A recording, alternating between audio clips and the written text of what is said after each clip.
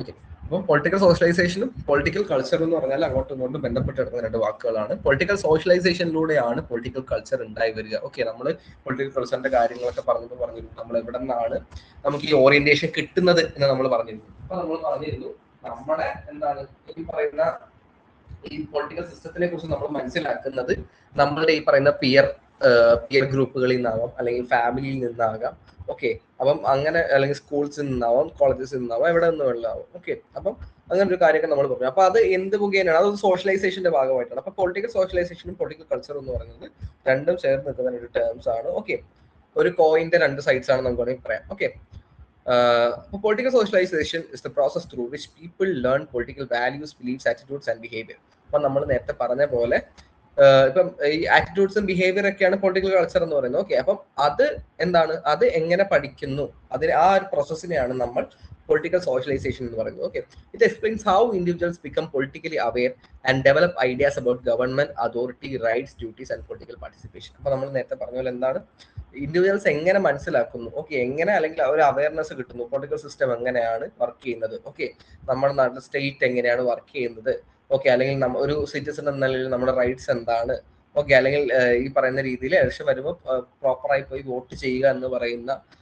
Right നമ്മുടെ ഒരു fundamental right ആണ് എന്ന് മനസ്സിലാക്കി പൊളിറ്റിക്കലി അതിനൊക്കെ പാർട്ടിസിപ്പേറ്റ് ചെയ്യുക എന്നൊക്കെ പറയുന്നത് എന്താണ്, പൊളിറ്റിക്കൽ സോഷ്യലൈസേഷനിലൂടെയാണ് നമുക്ക് ആ ഒരു അവയർനെസ് കിട്ടുന്നത്. Okay, child learning patriotism from school. നമ്മുടെ സ്കൂളിൽ എന്താണ് നമ്മൾ ജനഗണന പാടുന്നതും നമ്മൾ ഈ ഓത്ത് എടുക്കുന്നതും ഒക്കെ എന്തിന്റെ ഭാഗമായിട്ടാണ്? അതൊരു പൊളിറ്റിക്കൽ സോഷ്യലൈസേഷന്റെ ഭാഗമായിട്ടാണ്. ഓക്കെ, നമ്മൾ പാട്രിയോട്ടിസം അല്ലെങ്കിൽ നാഷണലിസം എന്ന് പറയുന്ന ഒരു ഐഡിയ നമുക്ക് കുഞ്ഞുനാളിലെ നമ്മളെ പഠിപ്പിച്ചു വരുന്ന ഒരു രീതികളാണ് അതൊക്കെ. Okay, person developing party preference from family influence. ഞാൻ ഇന്നലെ പറഞ്ഞ കാര്യമാണ്. അതായത് ഞാനിപ്പോ ജനിച്ചത് ഒരു കോൺഗ്രസ് ഭയങ്കര ഒരു TCC പ്രസിഡന്റിന്റെ ഒക്കെ വീട്ടിലായിരുന്നെങ്കിൽ ഞാനും എന്തായാലും ഞാനും ഈ പറഞ്ഞ യൂത്ത് കോൺഗ്രസിന്റെ ഒരു ചിലപ്പോൾ ഒരു എന്താണ് ഒരു പ്രവർത്തനമായിട്ട് നിന്ന് പോയേനെ. ഓക്കെ, അപ്പൊ നിങ്ങൾക്ക് വേണമെങ്കിൽ അങ്ങനെ പറയാൻ പറ്റും. ഒരു കമ്മ്യൂണിസ്റ്റ് പാർട്ടി ജനിച്ച അല്ലെങ്കിൽ കമ്മ്യൂണിസ്റ്റ് വിഭാഗമുള്ള ഒരു ഗ്രൂപ്പ് ജനിച്ചു കഴിഞ്ഞാൽ ആ ഒരു ഓറിയന്റേഷൻ വരാം. അപ്പൊ നമുക്കത് ആ പറയുന്ന ഫാമിലിയിൽ ഉണ്ടാവുന്ന ഓറിയന്റേഷന്റെ പുറത്താണ് നമുക്ക് ഈ പറയുന്ന എന്താണ് നമ്മുടെ പേഴ്സണൽ പൊളിറ്റിക്കൽ ഓറിയന്റേഷൻസ് ഒക്കെ വരുന്നത്. ഓക്കെ, സിറ്റിസൺ ഫാമിലിയിലുള്ളതെന്ന ഒരു പരിധി വരെ. ഇപ്പം ഫാമിലി ഈ പറയുന്ന രീതിയിൽ ലെഫ്റ്റ് ആയിട്ട് നിന്നിട്ട് ആൾ റൈറ്റ് ആയി പോകുന്ന സിറ്റുവേഷൻ ഒക്കെ ഉണ്ട്. Okay,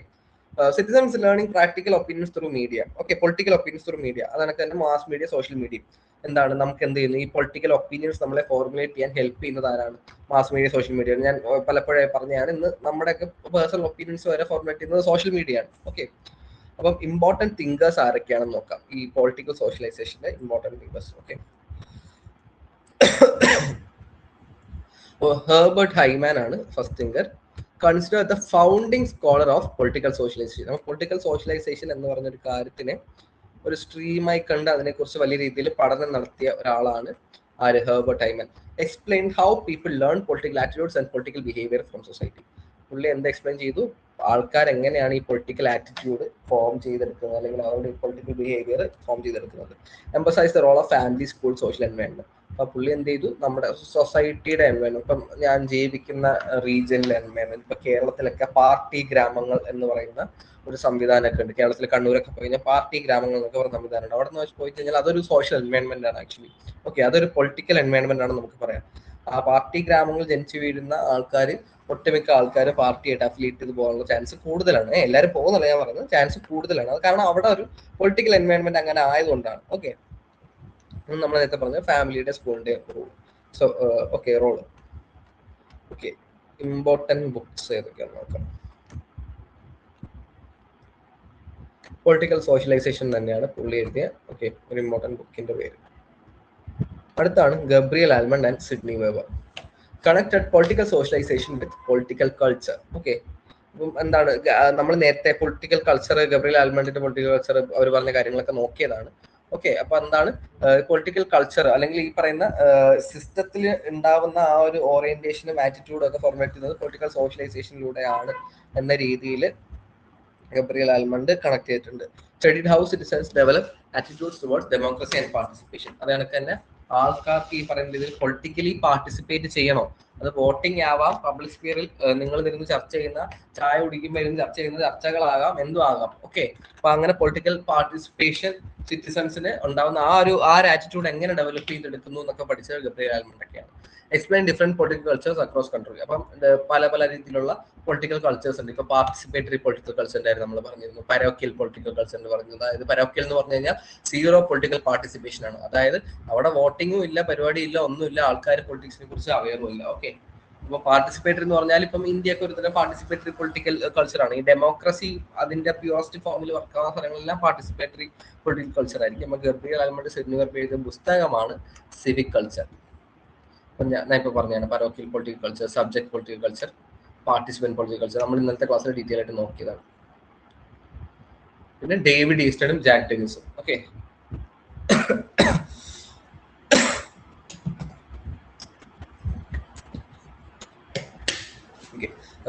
David Easton studied political socialisation among children. അപ്പം ഇവരെന്താണ് പ്രധാനമായിട്ടും പഠിച്ചത്? കുട്ടികളുടെ ഇടയിൽ ഉണ്ടാവുന്ന പൊളിറ്റിക്കൽ സോഷ്യലൈസേഷൻ.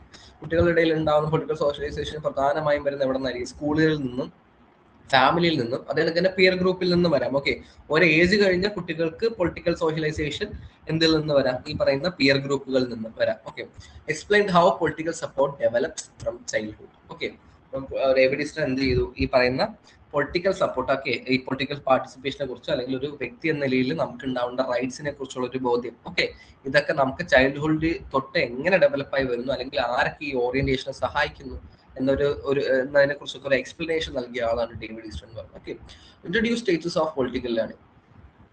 അപ്പൊ പൊളിറ്റിക്കൽ ലേണിംഗിന്റെ സ്റ്റേജസും കൂടെ, ഓക്കെ, ഈ ഒരു ചൈൽഡിൽ നിന്ന് ഒരു അഡൾട്ടിലേക്ക് വരെ പോകുന്ന ഒരു കാലയളവിൽ ആ ഒരു സ്റ്റേജസ് ഉണ്ടല്ലോ, അതിനെ കുറിച്ചൊക്കെ ഒരു സ്റ്റേജ് തിരിച്ച് പറഞ്ഞ ആളാണ് ഡേവിഡ് ഈസ്റ്റൺ. പുള്ളിയുടെ പുസ്തകമാണ് children in the political system. Okay, children in the political system. അപ്പൊ മനസ്സിലാക്കുക, ചിൽഡ്രൻസിനെ കുറിച്ച് കൂടുതൽ എക്സ്പ്ലെയിൻ ചെയ്തതാണ് David Easton. Children first identify political authority through symbols like police, flag, president, prime minister. Okay, ഈ ഒരു സൈഡിൽ നമുക്ക് എന്ത് മനസ്സിലാകും? ഇതൊക്കെ എന്താണ്? ഒരു അതോറിറ്റി. അതായത് നമുക്ക് കുഞ്ഞിലാളിലൊക്കെ നമുക്ക് പറഞ്ഞു, അതായത് പതാകയെ ബഹുമാനിക്കണം, നാഷണൽ ആന്തം കേട്ടാൽ എണീച്ച് നിൽക്കണം, പോലീസുകാരെ കണ്ടാൽ എന്താണ് പേടിക്കണം. ഓക്കെ, കുട്ടികൾ എന്താണ് പോലീസുകാരെ കണ്ട് പേടിക്കണം എന്ന രീതിയിൽ ഒരു ഐഡിയ എന്താണ് നമുക്ക് കൊണ്ടുതരിക? പോലീസുകാര് അതോറിറ്റിയുടെ ഒരു സിമ്പലമാണ്. ഓക്കെ, അല്ലെങ്കിൽ അധികാരത്തിന്റെ ഒരു സിമ്പൽ ആയിട്ടാണ് നമ്മൾ പോലീസുകാരെ എന്താണ് വെച്ചേക്കുന്നത്. ഓക്കെ, അത് എന്തിനു വേണ്ടിയാണ് അങ്ങനെ വെച്ചേക്കുന്നത്? അത് സമൂഹത്തിൽ ഓർഡർ ഉണ്ടാവാൻ വേണ്ടി. ഓക്കെ, സമൂഹത്തിൽ സ്റ്റേബിൾ ആയിട്ട് ഓർഡർ ഉണ്ടാവാൻ വേണ്ടിയാണ് ഈ പറയുന്ന രീതിയിൽ പോലീസുകാരെ ഈ പറയുന്ന ഒരു അധികാരത്തിന്റെ കേന്ദ്ര ബിന്ദുവായി സിമ്പലൈസ് ചെയ്ത് വെച്ചേക്കുന്നത്.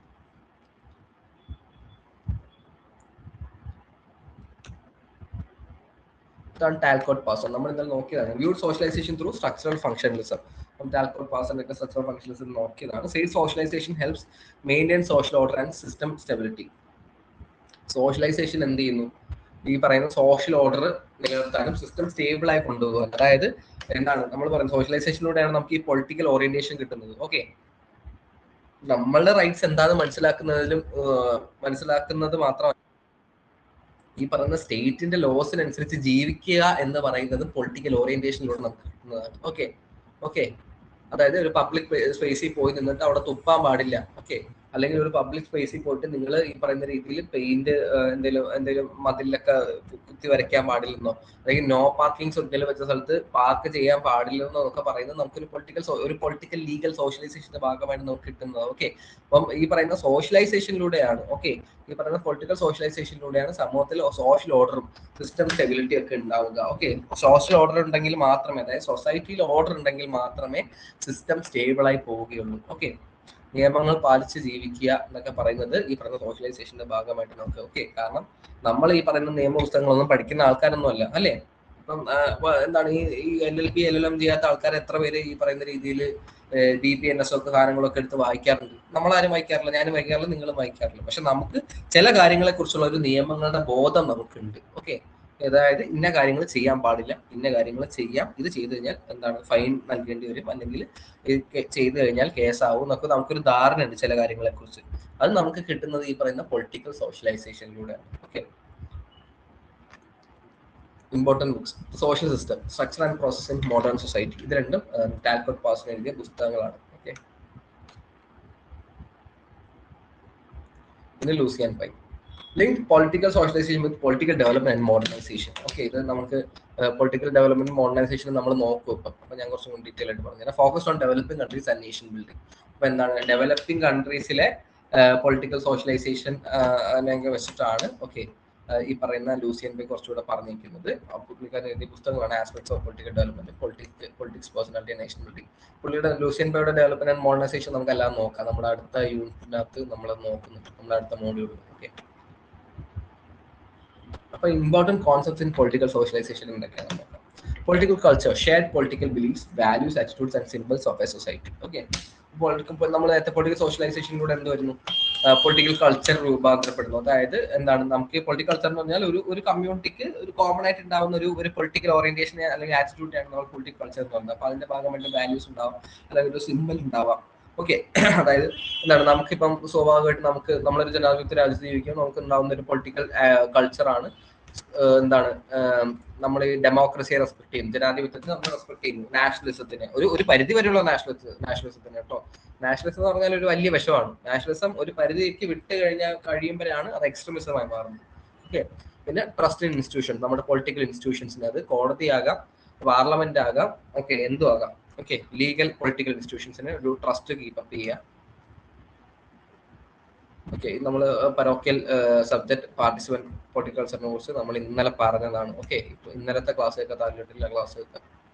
പിന്നെ ഏജൻസ് ഓഫ് പൊളിറ്റിക്കൽ സോഷ്യലൈസേഷൻ നമ്മൾ ഇതും പറഞ്ഞൊക്കെയാണ്. ഓക്കെ, ഇന്നലെ നമ്മളോട് പറയാം എന്താണ് പൊളിറ്റിക്കൽ സോഷ്യലൈസേഷന് ഹെൽപ്പ് ചെയ്യുന്ന ഏജൻസ് ആയിരിക്കണം. ഫാമിലി, നമ്മൾ അത് പറഞ്ഞിരുന്നു. എന്താണ്, കുടുംബത്തിൽ നിന്നാണ് നമുക്ക് ഫസ്റ്റ് ഓറിയന്റേഷൻ നമുക്ക് കിട്ടുന്നത്, കുടുംബത്തിൽ നിന്നാണ്. ഓക്കെ, നമ്മുടെ എല്ലാം പേരൻസ് ഒക്കെ തന്നെ ആയിരിക്കും പറഞ്ഞത്, എടാ എന്താണ് ദേശീയഗാനം കേൾക്കുന്നതായിട്ടില്ലേ, എണ്ണിച്ചിക്കിടാ. ഓക്കെ, അപ്പൊ അവിടെ എന്താണ്, അതൊരു തരം നാഷണലിസം ആണ് വർക്കാവുന്നത്. ഓക്കെ, ഇപ്പം കൊടി, ഈ പറയുന്ന ഇന്ത്യയുടെ കൊടി കാണുമ്പോൾ എന്താണ്, അതിനെ റെസ്പെക്ട് ചെയ്യണം, അത് താഴെ കിടക്കുന്ന കാണുമ്പോൾ അതെടുത്ത് മോളി വെക്കടാന്ന് പറയാം. അപ്പൊ അതെന്താണ്, അത് ഒരു തരം നാഷണലിസം ആണ്. ഓക്കെ, അപ്പം ഇതൊക്കെ നമ്മൾ ഫസ്റ്റ് പഠിക്കുന്ന എവിടെയാണ്, ഫാമിലി നിന്ന്. അതേ കണക്കിന് ഈ ലീഗൽ സോഷ്യലൈസേഷൻ നമുക്ക് കിട്ടുന്ന ഫാമിലി നിന്നാണ്.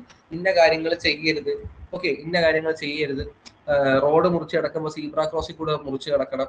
ഓക്കെ, ഇങ്ങനത്തെ കാര്യങ്ങൾക്ക് നമുക്ക് ഒരു ബേസിക് ലീഗൽ സോഷ്യലൈസേഷൻ കിട്ടുന്ന ഫാമിലിയിൽ നിന്ന് തന്നെയായിരുന്നു. പിന്നെ സ്കൂളിൽ നിന്ന് എന്തായിരുന്നു, സിറ്റിസൺഷിപ്പും സിവിക് വാല്യൂസും. ഓക്കെ, നമ്മൾ സിവിക് സൊസൈറ്റി ജീവിക്കുമ്പോൾ, സൊസൈറ്റി ജീവിക്കുന്നതിന് നമ്മൾ വെച്ച് പുലർത്തേണ്ട കുറച്ച് വാല്യൂസ് ഉണ്ട്. ഓക്കെ, അല്ലെങ്കിൽ നമ്മൾ വെച്ച് പുലർത്തേണ്ട കുറച്ച് ഓർഡർ കൈൻഡ് ഓഫ് തിങ്സ് ഉണ്ട്. അപ്പം അതിനെ കുറിച്ചൊക്കെ നമ്മൾ പഠിക്കുന്ന സ്കൂളിൽ നിന്നാണ്. അതാണ് സിറ്റിസൺഷിപ്പ്. ഒരു സിറ്റിസൺ എന്ന രീതിയിൽ നമുക്ക് ഉണ്ടാവുന്ന കുറച്ച് റൈറ്റ്സ് ഉണ്ട്. ഇപ്പൊ വോട്ടിംഗ് റൈറ്റ്സ് ഒക്കെ അതിനകത്ത് റൈറ്റ്സ് ആണ്. ഓക്കെ, അതാണെങ്കിൽ ഇപ്പം ഇന്ത്യയുടെ കേസിൽ നമുക്ക് ഈ ഫണ്ടമെന്റൽ റൈറ്റ്സ് ഉണ്ട്. Okay, right to liberty, right to have a dignified life, right to equality before law. അപ്പൊ അങ്ങനത്തെ റൈറ്റ്സിനെ കുറിച്ചൊക്കെ ഒരു സിറ്റിസൺ എന്ന രീതിയിൽ നമുക്ക് കിട്ടുന്ന റൈറ്റ്സിനെ കുറിച്ചൊക്കെ നമുക്ക് പഠിക്കും സ്കൂളിൽ നിന്നാണ്. പിന്നെ പിയർ ഗ്രൂപ്പ്സിൽ നിന്ന് നമുക്ക് കൂടുതൽ ഉണ്ടാകുന്ന ഇൻഫ്ലുവൻസ് പൊളിറ്റിക്കൽ ഒപ്പീനിയൻസ്. ഓക്കെ, അതായത് ഇപ്പൊ ഞാൻ നേരത്തെ പറഞ്ഞ പോലെ ഞാനിപ്പോ ഫാമിലിയിൽ എന്റെ കുടുംബം എന്താണ്, ഒരു കറതീർന്ന കോൺഗ്രസ് കുടുംബമാണ്. ഓക്കെ, ഈ കോൺഗ്രസ് കുടുംബം ഞാൻ ക്യാമ്പസ് പഠിക്കാൻ പോകുന്നു, ഞാനൊരു ക്യാമ്പസിലേക്ക് പഠിക്കാൻ പോവുകയാണ്. ക്യാമ്പസിലേക്ക് പഠിക്കാൻ പോകുമ്പോൾ അതെന്ന് പറഞ്ഞാൽ ലെഫ്റ്റ് ഈ പൊളിറ്റിക്കൽ പാർട്ടീസ് അല്ലെങ്കിൽ പൊളിറ്റിക്കൽ സ്റ്റുഡൻസ് ഓർഗനൈസേഷൻ, SFI പോലെയുള്ള സ്റ്റുഡൻസ് ഓർഗനൈസേഷൻ, ASF പോലെയുള്ള സ്റ്റുഡൻസ് ഓർഗനൈസേഷൻസ് എന്താണ് കൊടികുത്ത് വാഴുന്ന ക്യാമ്പസിലേക്കാണ് ഞാൻ കയറി ചെല്ലുന്നത്. അവിടെ ചെല്ലുമ്പോൾ എന്താണ്, അവിടെ പഠിക്കുന്ന ഭൂരിഭാഗം സ്റ്റുഡൻസിനും അല്ലെങ്കിൽ എന്റെ പിയർ ഗ്രൂപ്പിലുള്ള സ്റ്റുഡൻസിനുള്ള എന്താണ് ഒപ്പീനിയൻ, അല്ലെങ്കിൽ അവരുടെ പൊളിറ്റിക്കൽ ഓറിയന്റേഷൻ എന്താണ്, ഒരു ലെഫ്റ്റ് പൊളിറ്റിക്കൽ ഓറിയന്റേഷൻ ആയിരിക്കും. ഓക്കെ, അപ്പൊ അവിടെ വെച്ച് എനിക്ക് എന്ത് പറ്റുന്നു, ഞാൻ ഈ പറയുന്ന കോൺഗ്രസ് കുടുംബത്തിൽ നിന്നൊക്കെ പോകുന്നത്, ഈ സെൻട്രൽ ലെഫ്റ്റ് കുടുംബത്തിൽ നിന്നൊക്കെ പോകുന്ന എനിക്ക് സ്വാഭാവികമായിട്ട് അവിടെ പോകുമ്പോൾ ഈ പറയുന്ന പൊളിറ്റിക്കൽ ഒപ്പീനിയൻ ആയിട്ട് ഒരു ഇൻഫ്ലുവൻസ് ആവാനുള്ള ചാൻസ് കൂടുതലാണ്. ഓക്കെ, അങ്ങനെ എനിക്ക് എന്റെ പേഴ്സണൽ ഒരുപാട് പേര് അറിയാം ഇങ്ങനെ ഇൻഫ്ലുവൻസ് ആയിട്ടുള്ള. ഓക്കെ, അപ്പൊ അങ്ങനെയുള്ള അത് എന്താണ്, അപ്പൊ പിയർ ഗ്രൂപ്പ് ഒക്കെ നമ്മുടെ പൊളിറ്റിക്കൽ ഓറിയന്റേഷനെ ഭീകരമായ രീതിയിൽ ഇൻഫ്ലുവൻസ് ചെയ്യുന്ന ഒരു ഫാക്ടറാണ്. ഓക്കെ, അത് കൂട്ടുകാർ മാത്രമല്ല കേട്ടോ, പിയർ ഗ്രൂപ്പ് എന്ന് പറയുമ്പോൾ ഏത് രീതിയിലും വരാം. പിന്നെ മീഡിയ, അപ്പൊ ഞാൻ ഇന്നലെ പറഞ്ഞിരുന്നു, ഈ മീഡിയ, സോഷ്യൽ മീഡിയ, പ്രൊപ്പഗണ്ട ഒക്കെ ഒരു വലിയ ഫാക്ടറാണ്. ഓക്കെ, നമ്മുടെ പൊളിറ്റിക്കൽ ഓറിയന്റേഷനെ ഇത് ചെയ്യുന്നതിൽ വലിയൊരു ഫാക്ടർ വഹിക്കുന്ന ഒരു കാര്യമാണ് ഈ പ്രൊപ്പഗണ്ട എന്ന് പറയുന്നത്. ഞാനിത് പറഞ്ഞു കഴിഞ്ഞാൽ നിങ്ങൾക്ക് എത്ര പേർക്ക് ദഹിക്കുന്നു തന്നെ അറിയാം. നമ്മൾ നോർത്ത് കൊറിയനെ കുറിച്ചൊക്കെ സംസാരിക്കില്ലേ, നോർത്ത് കൊറിയ എന്ന് പറഞ്ഞ ഒരു ഭീകര രാഷ്ട്രമാണ്. കിം ജോങ് ഉൻ ഭയങ്കര ഈ പറയുന്ന ഒരു സ്വത്വവാദിയാണ് എന്ന രീതിയിലൊക്കെ നമ്മളൊക്കെ പറയുമെങ്കിലും, നമ്മൾ കേൾക്കുന്ന നോർത്ത് കൊറിയയെ കുറിച്ച് കേൾക്കുന്ന പല ന്യൂസുകളും ഫേക്ക് ആണെന്ന് പറഞ്ഞാൽ ഇതിനകത്തുള്ള പല ആൾക്കാർ ചിലപ്പോൾ എന്നെ ചെരുപ്പുരി അടിക്കും, എന്നാലും കുഴപ്പമില്ല, ഞാൻ പറയും. നമ്മൾ നോർത്ത് കൊറിയയെ കുറിച്ച് കേൾക്കുന്ന പല ന്യൂസുകളും ഫേക്കാണ്. ഓക്കെ, പല ന്യൂസുകളും ഫേക്കാണ്. നോർത്ത് കൊറിയ എന്ന് പറയുന്നത് ഈ പറയുന്ന വെസ്റ്റേൺ രാജ്യങ്ങളുടെ കണ്ണിൽ ഒരു കരടാണ്. ഓക്കെ, വെസ്റ്റേൺ രാജ്യങ്ങളുടെ അല്ലെങ്കിൽ ക്യാപിറ്റലിസ്റ്റ് USA പോലുള്ള രാജ്യങ്ങളുടെ കണ്ണിലെ കരടാണ് നോർത്ത് കൊറിയ. ഓക്കെ, പിന്നെ ഈ നോർത്ത് കൊറിയയിൽ എന്താണ്, അവിടെ ഈ പറയുന്ന പ്രശ്നങ്ങളെല്ലാം ഉണ്ട്. അവിടെ ഒരു ക്ലോസ്ഡ് എക്കോണമിയാണ്, അവിടെ ഈ പറയുന്ന രീതിയിൽ ഒരു എന്താണ്, ഒരു ഓട്ടോക്രസിയാണ് നടക്കുന്ന കിം ജോങ് ഉന്നിന്റെ, ഇതെല്ലാം ഉണ്ട്. പക്ഷെ നമ്മൾ കാണുന്ന എന്താണ് ഈ മറ്റേ ഹെലികോപ്റ്ററിന്റെ തോക്ക് വെച്ചിട്ട് മെഷീൻ ഗണ്ണ് വെച്ചിട്ട് അമ്മാവനെ വെടിവെച്ച് വന്നു, മോളെ കൊന്നു എന്നൊക്കെ പല ന്യൂസുകൾ കേൾക്കുന്നുണ്ടെങ്കിൽ ഇതെല്ലാം പലതും ഒരു 90% നമ്മൾ കേൾക്കുന്ന ന്യൂസുകൾ പലതും ഫേക്ക് ആയിരുന്നു. ഓക്കെ, ഒരു 10% കാര്യങ്ങളൊക്കെ, ഒരു 10-25% ശരിയായിരിക്കും. പക്ഷെ നോർത്ത് കൊറിയയെ കുറിച്ച് നമ്മൾ കേൾക്കുന്ന ന്യൂസുകളെല്ലാം വരുന്ന ഒരു പോർട്ടലിൽ നിന്നാണ്. ഓക്കെ, ഒരു ഒരു റേഡിയോ സ്റ്റേഷനാണ് ബേസിക്കലി, അതൊരു റേഡിയോ ബ്രോഡ്കാസ്റ്റിംഗ് ഏജൻസിയാണ്. ഈ റേഡിയോ ബ്രോഡ്കാസ്റ്റിംഗ് ഏജൻസിയുടെ ഫണ്ടിങ് നമ്മൾ ഡയറക്ട്ലി തപ്പിപ്പോയി കഴിഞ്ഞാൽ CA വന്നാണ് നിൽക്കുക. ഓക്കെ ഓക്കെ, ഈ നമ്മുടെ അമേരിക്കയുടെ ചാരസംഘടനയെ CA ഡയറക്ട്ലി ഫണ്ട് ചെയ്യുന്ന ഒരു റേഡിയോ ബ്രോഡ്കാസ്റ്റിംഗ് ഏജൻസിയിൽ നിന്നാണ് നോർത്ത് കൊറിയയെ കുറിച്ചുള്ള മിക്ക വിവരങ്ങളും പുറത്തേക്ക് വരുന്നത്. ഓക്കെ, അതുകൊണ്ടാണ് ഞാൻ പറഞ്ഞത് ഈ പ്രൊപ്പഗണ്ട എന്ന് പറയുന്ന സാധനം നമുക്ക് എന്തുണ്ടാക്കി തരും, നമ്മുടെ ഒരു പൊളിറ്റിക്കൽ, നമ്മൾ ഈ എന്താണ് ഒരു രാജ്യത്തിനെ നമ്മളങ്ങ് നമ്മൾ ലോകത്തുള്ള എല്ലാ മനുഷ്യരും ഒരു രാജ്യത്തിനെ എന്താണ് മൊത്തത്തിൽ വെറുത്ത് സൈഡാക്കി വെച്ചേക്കാണ്. പക്ഷെ നമ്മൾ അത് വെറുക്കണ്ടെന്ന് ഞാൻ പറയുന്നില്ല, കാരണം അവിടെ പ്രശ്നങ്ങളുണ്ട്. പക്ഷെ എന്താണ്, നമ്മൾ അറിയുന്ന പല കാര്യങ്ങളും തെറ്റാണ് എന്നൊരു വസ്തുത അറിയാതെയാണ് നമ്മളെല്ലാം ഇതെല്ലാം എടുത്തുകൊണ്ടിരിക്കുന്നത്. ഓക്കെ, അതാണ് പ്രൊപ്പഗണ്ടയുടെ ഒരു പവർ എന്ന് പറയുന്നത്. ഓക്കെ, അത് നമ്മൾ എന്ത് ചെയ്യുന്നുണ്ട്, ഈ പറയുന്ന ഓറിയന്റേഷൻ നമുക്ക് തരുന്നുണ്ട്. ഓക്കെ, അതായത് എന്താണ്, ഈ വെസ്റ്റ് ആണ് നോർത്ത് കൊറിയക്കെതിരെ പോരാടുന്നത് എന്നൊരു സാധനം നമുക്ക് കൊണ്ട് തരുന്നുണ്ട്. പക്ഷെ ഇതേ വെസ്റ്റ് തന്നെയാണ് ഇവർക്കെതിരെ ഈ പ്രൊപ്പഗണ്ട അടച്ചുവിടുന്നത്. ഓക്കെ, അപ്പം അടുത്ത റിലീജിയൻ നമുക്ക് എന്ത് തരുന്നുള്ളൂ, റിലീജിയനും വലിയ രീതിയിൽ നമുക്ക് എന്താണ് പൊളിറ്റിക്കൽ സോഷ്യലൈസേഷൻ നടക്കുന്നുണ്ട് റിലീജിയനായിട്ട്. ഓക്കെ, ബേസ് ചെയ്തിട്ട്. ഇപ്പൊ ഇന്ത്യയുടെ സാഹചര്യത്തിൽ ഞാൻ പറയേണ്ട ആവശ്യമില്ല. ഇന്ത്യയിൽ എന്താണ്, സത്യം പറഞ്ഞാൽ ഇന്ത്യയിൽ ഈ സെക്യുലർ ഫാബ്രിക് ഇത്രത്തോളം നിലനിൽക്കുന്ന ഒരു രാജ്യമുണ്ട്, ഇത്രയും ഡൈവേഴ്സ് ആയിട്ടും വലിയ രീതിയിലുള്ള സെസീഡ് ചെയ്തു പോവാത്ത ഒരു രാജ്യമാണ് ഇന്ത്യ എന്ന് പറയുന്നത്. ഓക്കെ, സെസീഡ് ചെയ്തു പോവാത്ത ഒരു രാജ്യമാണ് ഇന്ത്യ എന്ന് പറയുന്നത്. ഓക്കെ, അതായത് ഈ പറയുന്ന വിഭാഗീയമായിട്ട് ഒരുപാട് മൂവ്മെന്റ്സ്, ഖാലിസ്ഥാൻ പോലുള്ള മൂവ്മെന്റ്സ് ഒക്കെ ഇന്ത്യയിൽ ഉണ്ടായിട്ടുണ്ടെങ്കിൽ കൂടി ഇന്ത്യ എന്ന യൂണിയൻ ഇപ്പോഴും അതേ കണക്ക് തന്നെ നിലനിൽക്കുന്നുണ്ട്. അല്ലെ, ഇന്ത്യൻ യൂണിയൻ ഇപ്പോഴും അതേ കണക്ക് നിലനിൽക്കുന്നുണ്ട്. പക്ഷെ അത് എന്തുകൊണ്ടാണെന്ന് ചോദിച്ചാൽ ഈ പറയുന്ന രാഷ്ട്രീയവും റിലീജിയനും തമ്മിൽ ഒരു പരിധി വരെ, ഒരു നാൾ വരെ, ഓക്കെ, ഈ പറഞ്ഞതിൽ കൂടിക്കലരാതിരുന്നുകൊണ്ടാണ്. ഓക്കെ, അല്ലെങ്കിൽ സെക്യുലർ ഫാബ്രിക് എന്ന് പറഞ്ഞ സംഭവം അത്രത്തോളം നിന്നത് കൊണ്ടാണ്. പക്ഷെ ഇന്നത്തെ ഒരു സാഹചര്യം നമ്മൾ നോക്കുകയാണെങ്കിൽ റിലീജിയനും പൊളിറ്റിക്സും അങ്ങോട്ട് നേരത്തെ പറഞ്ഞ പോലെ ഒരു കോയിന്റെ രണ്ട് സൈഡായിട്ടാണ് ഇന്ന് വർക്ക് ചെയ്തിട്ടുണ്ടെങ്കിൽ അത് ഭയങ്കര ഡേഞ്ചറസ് ആണ്. ഓക്കെ, ഭയങ്കര ഡേഞ്ചറസ് ആണ്. മൈനോറിറ്റീസ് ആണ് ഇതൊക്കെ പ്രശ്നമാകാൻ പോകുന്നത്. പിന്നെ പൊളിറ്റിക്കൽ പാർട്ടീസ് നമുക്കറിയാവുന്ന പോലെ നമുക്ക് പൊളിറ്റിക്കൽ സോഷ്യലൈസേഷൻ നൽകും. സ്റ്റേറ്റ് ഇൻസ്റ്റിറ്റ്യൂഷൻസും, ഓക്കെ, സ്റ്റേറ്റ് ഇൻസ്റ്റിറ്റ്യൂഷൻസും നമുക്ക് ഈ പറയുന്ന പൊളിറ്റിക്കൽ സോഷ്യലൈസേഷൻ നൽകും. പിന്നെ manifest and latent political socialisation ഉണ്ട്. മാനിഫെസ്റ്റ് സോഷ്യലൈസേഷൻ എന്ന് പറഞ്ഞാൽ direct and intentional political teaching. നമുക്ക് അതായത് ഡയറക്റ്റ് ആയിട്ട്, അതായത് നമുക്ക് മനഃപൂർവ്വം നമുക്ക് കുറച്ച് പൊളിറ്റിക്കൽ ഓറിയന്റേഷൻ തരികയാണ്. ഓക്കെ, അതായത് സ്കൂളിൽ സിവിക്സ് പഠിപ്പിക്കുന്നു. ഓക്കെ, അതായത് ഒരു സിവിക് സൊസൈറ്റി നമ്മൾ ജീവിക്കുമ്പോൾ നമ്മൾ പ്രവർത്തിക്കേണ്ട ഒരു മര്യാദകൾ അല്ലെങ്കിൽ ജീവിക്കേണ്ട രീതികൾ സിവിക്സ് പഠിപ്പിക്കുന്നു. അതേ കണക്ക് തന്നെ സ്കൂളുകളിൽ തന്നെ പല ഗവൺമെന്റ്സിന്റെ ക്യാമ്പയിൻ, ഓക്കെ, അല്ലെങ്കിൽ ഗവൺമെന്റ്സിന്റെ സ്കൂളുകൾ മാത്രമല്ല, അല്ലാതെ മറ്റേ നമ്മുടെ പ്രധാനമന്ത്രിയുടെ ഒരു ക്യാമ്പയിൻ ഉണ്ടായിരുന്നല്ലോ, സ്വച്ഛ് ഭാരത്. ഓക്കെ, ഇപ്പൊ സ്വച്ഛ് ഭാരത് പോലത്തുള്ള ക്യാമ്പയിൻസ് ഒക്കെ എന്താണ്, നമുക്ക് ഡയറക്റ്റ് പൊളിറ്റിക്കൽ ടീച്ചിങ് ആണ്. അതെ, അതായത് നമ്മുടെ പ്രമിസസ് വൃത്തിയാക്കി വെക്കുക എന്ന് പറഞ്ഞാൽ നമ്മുടെ ഉത്തരവാദിത്തമാണെന്ന് പറഞ്ഞൊരു ഐഡിയ ആണ് സ്വച്ഛ് ഭാരത് ഒക്കെ തരുന്നത്. ഓക്കെ, അപ്പം ഗവൺമെന്റ് ക്യാമ്പയിനുകൾ നമുക്ക് ഡയറക്റ്റ് എഴുതാം. പിന്നെയാണ് latent socialisation, indirect political learning through daily life എന്നാണ്. ഓക്കെ, അതാണ് നമ്മൾ നേരത്തെ പറഞ്ഞ പോലെ ഈ ഫാമിലിയിൽ നിന്നൊക്കെ നമുക്ക് കിട്ടുന്നത് ഒരു തരം ലാറ്റൻ സോഷ്യലൈസേഷൻ. ഓക്കെ, അപ്പൊ മനസ്സിലാക്കുക, സ്കൂളുകളിൽ നിന്ന് നമ്മൾ സിവിക്സ് പോലെ പഠിക്കുമ്പോൾ അല്ലെങ്കിൽ ഡയറക്റ്റ് ഗവൺമെന്റ് ക്യാമ്പയിൻ നമുക്ക് കിട്ടുമ്പോൾ അവിടെ കിട്ടുന്ന എന്ത് തരം സോഷ്യലൈസേഷൻ ആണ്, ഡയറക്റ്റ് സോഷ്യലൈസേഷൻ ആണ്. അതിനെ മാനിഫെസ്റ്റ് സോഷ്യലൈസേഷൻ എന്ന് വിളിക്കാറുണ്ട്. ഓക്കെ, പിന്നെ ലാറ്റൻ സോഷ്യലൈസേഷൻ എന്ന് പറഞ്ഞാൽ എന്താണ്, നമ്മൾ ഈ ഫാമിലിയിൽ നിന്നൊക്കെ നമ്മുടെ ചൈൽഡ്ഹുഡിൽ കിട്ടുന്ന ഒരു പൊളിറ്റിക്കൽ ലേണിംഗ് ഉണ്ട്. ഓക്കെ, നമ്മൾ ഈ പറയുന്ന അച്ചടക്കം, ഒബീഡിയൻസ്. ഓക്കെ, ഫാമിലി സ്ട്രക്ചറിന്റെ ഭാഗത്ത് നിന്ന് നമ്മൾ ഒബീഡിയൻസ് പഠിക്കുന്നു. അതായത് ഞാൻ നേരത്തെ പറഞ്ഞ പോലെ കുറച്ച് ബേസിക് കാര്യങ്ങൾ, ഓക്കെ, ഒരു സിവിലിയൻ എന്ന രീതിയിൽ ബേസിക് കാര്യങ്ങളൊക്കെ നമുക്ക് ഇൻഫോർമൽ ആയിട്ട് കിട്ടുന്നു. ഓക്കെ, പിന്നെ formal and informal political socialisation ഉണ്ട്.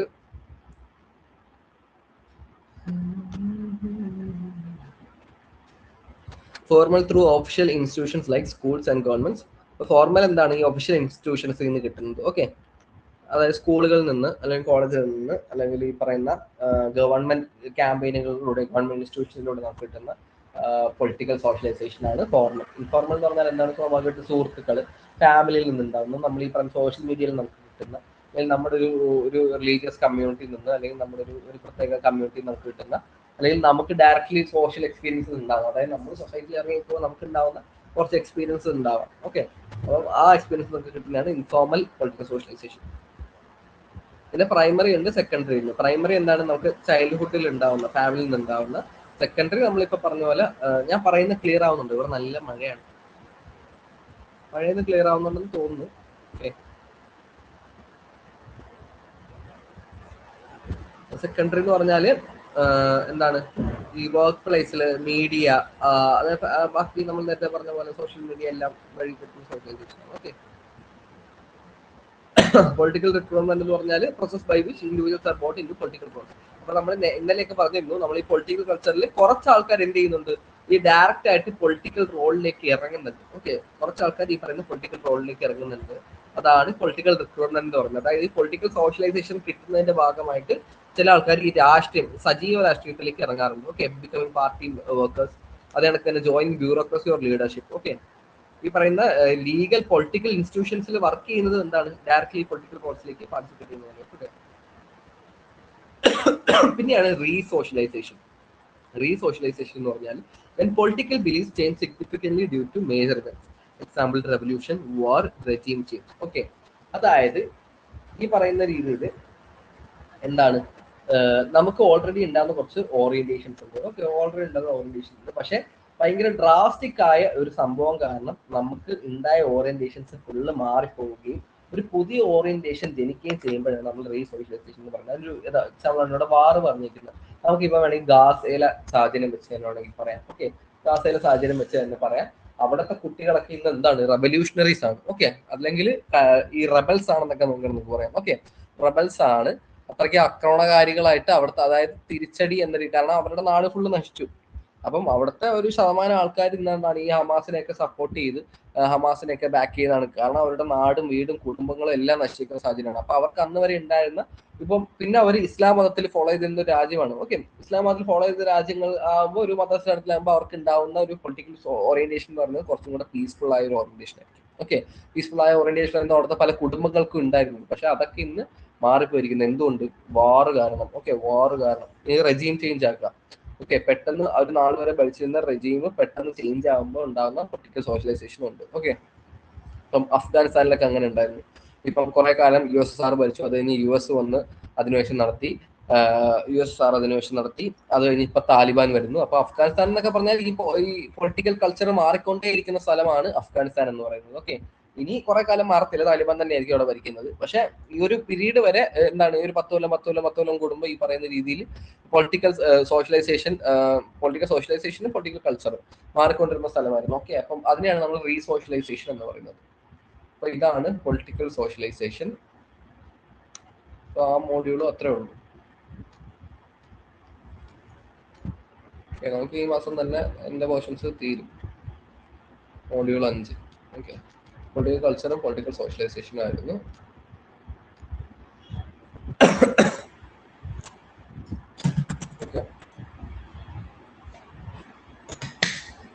അപ്പൊ ഞാന് കാര്യം ലീവ് ചെയ്യരുത്, ഞാൻ അടുത്ത ഇതെടുത്തോട്ടെ.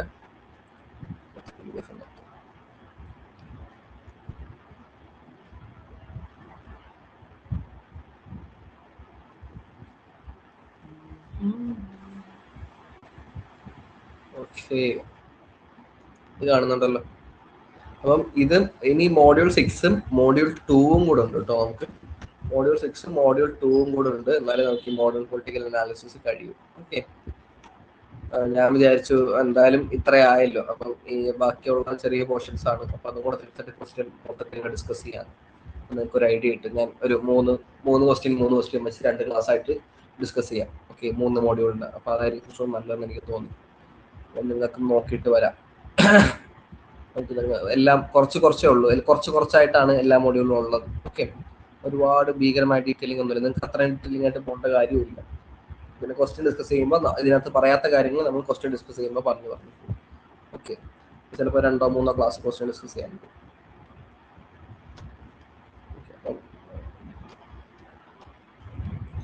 മോഡ്യൂൾ 2ഉം കൂടെ നമുക്ക് ഇനി എടുക്കാണ്ട്. അപ്പൊ നമ്മൾ ഈ മോഡേൺ പൊളിറ്റിക്കൽ അനാലിസിസിന്റെ ലാസ്റ്റ് മോഡ്യൂളായ മോഡ്യൂൾ 6 നോക്കുകയാണ്.